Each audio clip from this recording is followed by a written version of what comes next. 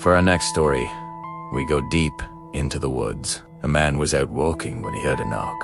He turned around to look for the source of the noise, but he was the only person in the area.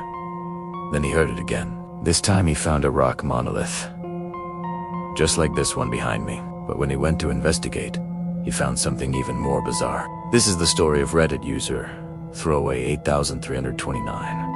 I was backpacking in the Beartooth wilderness in the early 2000s with a good friend of mine. 3 days into the hike, we had only seen one other couple. On the third night, at around 4 a.m., I was awoken in my tent to what sounded like a knock. I could have sworn it was someone knocking the tent like a horror movie.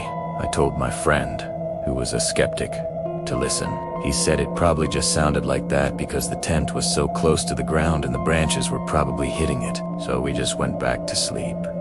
At around the same time the next morning, I was awoken again to what sounded like the same knock.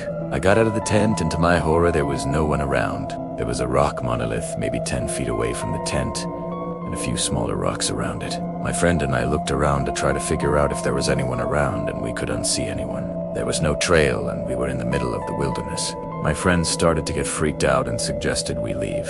As we were packing up, my friend kicked one of the smaller rocks, and it made a strange sound, like a can of Diet Coke. We no-peed out of there and have never gone back. I love camping. I love the great outdoors. I love fresh air.